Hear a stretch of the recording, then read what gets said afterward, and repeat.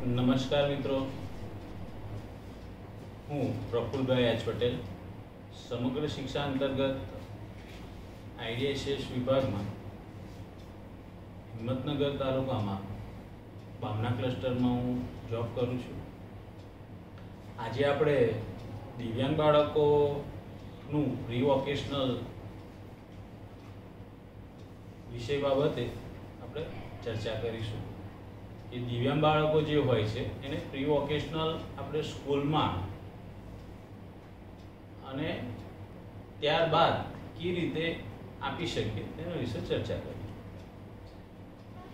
Pre વોકેશનલમાં આપણે તો કહીએ તો બાળકના અભ્યાસની શરૂઆત શાળા કક્ષાએથી થાય છે.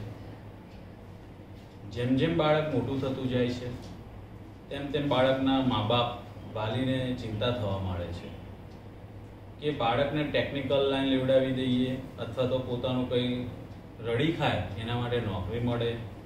બાળક જ્યાંથી શાળામાં પ્રવેશ મેળવે છે, શાળામાં શિક્ષણ લેવાની શરૂઆત કરે છે, ત્યારથી જ બાળકની ક્ષમતાને ધ્યાનમાં રાખવી જરૂરી છે. માનસિક ક્ષતિ, એમાં દિવ્યાંગોમાં આપણે જોઈએ તો માનસિક ક્ષતિ જે બાળક છે એના વિશે બી આપણે થોડી ચર્ચા કરીએ. તો માનસિક ક્ષતિ ધરાવતા બાળક વ્યક્તિના શિક્ષણ અને તાલીમનો મૂળભૂત હેતુ એ પરિપક્વ જીવનમાં સામાજિક અને વ્યવસાયિક ગોઠવણનો એ સારું, યોગ્ય અને અસરકારક માર્ગદર્શનનો કાર્યક્રમ એ સુયોજિત વ્યવસાયિક તાલીમ અને નોકરીની જગ્યાઓ માટે આવશ્યક છે. આમ આપણે હવે જોઈએ કે આ બાળકોમાં આ તાલીમ શા માટે આપવી, જે દિવ્યાંગ બાળકો છે એને આ તાલીમ શા માટે આપવી. એના માટે વ્યાવસાયિક તાલીમ માટેની આધુનિક પરિભાષામાંથી ઉદ્ભવતા મુદ્દાઓ એવા છે કે બાળક વ્યક્તિને પોતાનો વ્યવસાય નક્કી કરવાની તક મળે છે. આ જે તાલીમ આપવા માટે આપણે જે પૂર્વ વ્યવસાયિક જે તાલીમ છે એના માટે જે તક મળે ને એને ખ્યાલ આવે છે કે મારે કઈ દિશામાં જવું છે, શું કરવાનું છે. બાળક વ્યક્તિની ક્ષમતાઓ અંગેની વ્યક્તિગત માહિતી પૂરી પાડવી, સામાન્ય અને વિશિષ્ટ વ્યવસાયોને લગતી માહિતી પૂરી પાડવી, તેમના કાર્યના પાસાઓને અને જીવન કૌશલ્યોને તેમના વ્યક્તિત્વ વિકાસ સાથે સંકલન કરવું, સમાજનું ઉત્થાનમાં તેઓની ભાગીદારી આત્મસહજ કરવા માટે નેતૃત્વ પૂરું પાડવું, તેમના વધુ અનુકૂલનતા અને યોગ્ય વિકાસ માટે સુનિશ્ચિત પગલાં. એટલે કે આ બધું જે કાર્યો થાય છે એનાથી આ બાળકોને આત્મવિશ્વાસ વધે છે કે એમને સમાજમાં શું છે જગ્યા, કે મારે ક્યાં જવાનું છે. આ બાળકનો ખ્યાલ આવે છે. શાળા કક્ષાએ આ તાલીમ આપવી એટલા માટે જરૂરી છે કે એમને આગળ જતા વ્યવસાયિક તાલીમમાં શું ફાયદો, ખૂબ ફાયદો થાય છે. કે શાળા કક્ષાએ આ તાલીમ મળે ને એના માટે જે આપણે પાસાઓ ધ્યાનમાં રાખવાના છે એના વિશે આપણે થોડી ચર્ચા કરીએ. સામાન્ય શાળામાં બાળકનું ઘડતરની શરૂઆત થાય છે. આપણા જે બાળકો છે સામાન્ય શાળામાં જ ભણતા હોય છે અને એમાં જ એનું ઘડતર થાય છે. સામાન્ય શાળામાં તાલીમ, ઘડતર બાદ અથવા તે દરમિયાન બાળકને વ્યવસાયિક તાલીમ આપી શકાય છે. આપણે શાળામાં જ આ બાળકોને વ્યવસાયિક તાલીમ મળી રહે તેના અમુક જે આપણે પાસાઓ છે એની તાલીમ આપી શકીએ છીએ. એમાં 14 થી 18 વર્ષ સુધીના જે શાળામાં બાળક ભણે છે એના માટે શાળામાં આપણે કઈ તાલીમ આપી શકીએ એની બી ચર્ચા કરીએ. અત્યારે બાળકની વય કક્ષાને ધ્યાનમાં રાખી તાલીમ આપી શકાય. આપણે આ જે બાળકો અભ્યાસ કરે છે ત્યારે આપણે એની વય કક્ષા ધ્યાનમાં રાખવી પડે અને એ પ્રમાણે તાલીમ આપવી. બાળકની ક્ષમતાને ધ્યાનમાં રાખી તાલીમ આપી શકાય. એની ક્ષમતા ખાસ ધ્યાનમાં લેવી જોઈએ. ક્ષમતા બહાર આપણે કામ સોંપીએ છીએ ને તે નહીં કરે બાળક. બાળકની શારીરિક શક્તિનો યોગ્ય ઉપયોગ થાય. એની શારીરિક શક્તિ છે એને આપણે કઈ રીતે ઉપયોગમાં લેવું છે એ આપણે ધ્યાનમાં લેવાનું છે. મા બાપ વાલીને યોગ્ય માર્ગદર્શન આપણે આપવાનું છે. પ્રત્યક્ષ અનુભવ, પ્રેક્ટિકલ ટ્રેનિંગ મળે. બાળકની સર્જન શક્તિનો વિકાસ થાય. ગુસ્સો, સમસ્યાઓ આપખુદપણું દૂર થાય. બાળકમાં આત્મવિશ્વાસ વધે, બાળકના ડર, લઘુતા ગ્રંથિ દૂર થાય. આ બધા જે પાસાઓ છે એ સ્કૂલમાં આપવાથી આ બાળકને જે આપણે જે વાતો કરીને, જે ચર્ચા કરી મુદ્દાઓમાં, એ એમને દૂર થશે. તો પૂર્વ વ્યવસાયિક પહેલા આપણે આ જે મુદ્દા જોઈએ, ચર્ચા કર્યા, એની જો તાલીમ વ્યવસ્થિત મળી રહે તો બાળકને આગળ વ્યવસાયમાં આગળ લઈ જવામાં અને એને પોતે કામ કરવામાં કોઈ તકલીફ પડતી નથી. આમ જોવા જઈએ તો પૂર્વ વ્યવસાયિક તાલીમ આપણે કેમ આયોજન કરવું જોઈએ એના વિશે આપણે ચર્ચા કરીશું. એનું આયોજન કેવી રીતે કરવું એના વિશે થોડીક ચર્ચા કરીએ.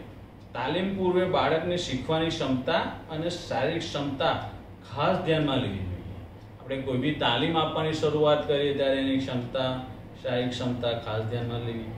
શીખવાની શરૂઆત સૌપ્રથમ સહેલી વસ્તુથી શરૂ કરી ત્યારબાદ ધીમે ધીમે આગળ વધવું. કાર્યમાં કંટાળો ન આવે તે પ્રમાણે બાળકના રસ અને રુચિને ધ્યાનમાં રાખવી. આપણે તાલીમ દરમિયાન આરામનો સમય પણ આપવો જોઈએ આ દિવ્યાંગ બાળકોને. બાળક તાલીમ લે તે દરમિયાન તેને પ્રોત્સાહિત કરવું અથવા બિરદાવવું. દિવ્યાંગ બાળકો માટે આ તો ખાસ છે.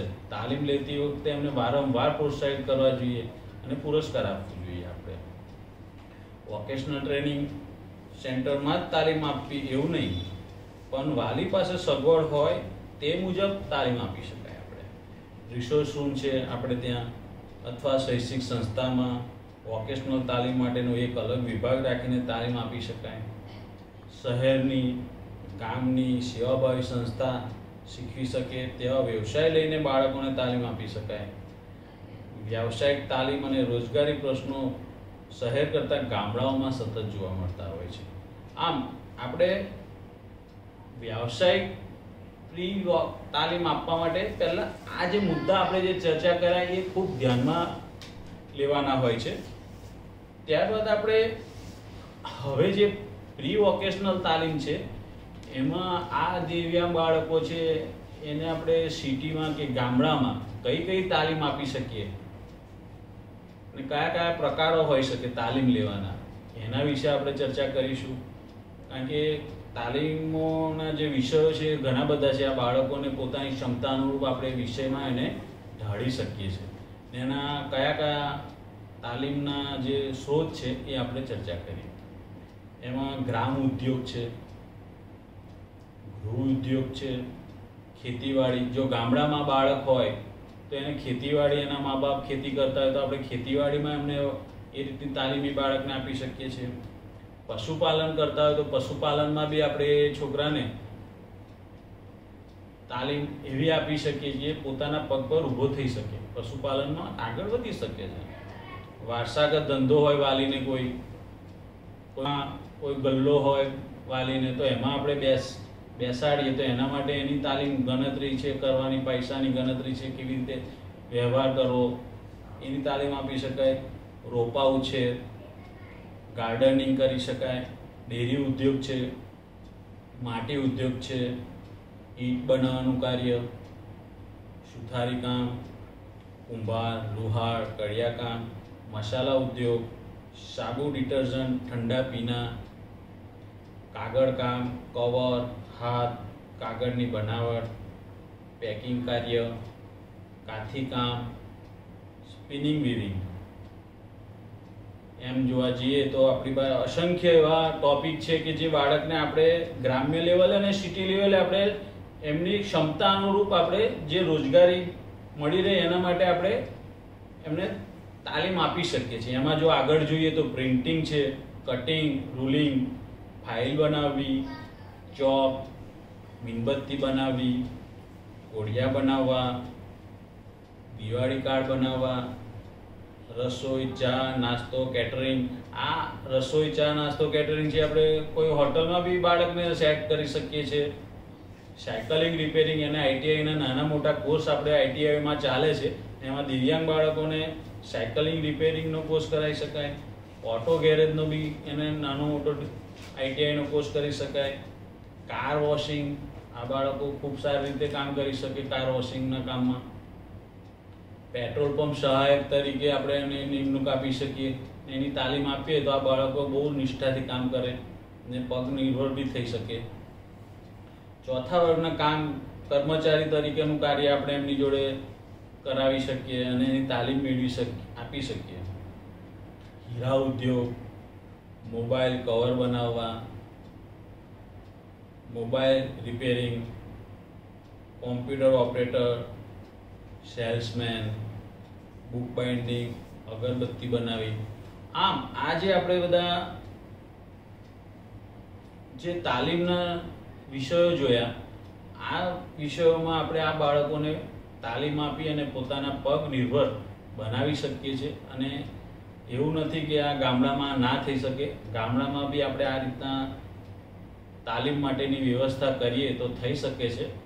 અને આ બાળકોને પ્રોપર દિશામાં તાલીમ આપવાથી આ બાળકો પૂર્વ વ્યવસાયિક તાલીમમાં આગળ વધી અને જીવનમાં પોતાના પગભર ઊભા રહી શકે છે. આમ આપણને આ વિષયની ચર્ચા કરતાં તમને એટલો તો ખ્યાલ આવી જશે કે પૂર્વ વ્યવસાયિક દિવ્યાંગ બાળકોમાં કેવી રીતે કરાવી શકાય આપણે અને કેવી રીતે આગળ વધી શકાય તેના વિશે થોડો તમને ખ્યાલ મળશે.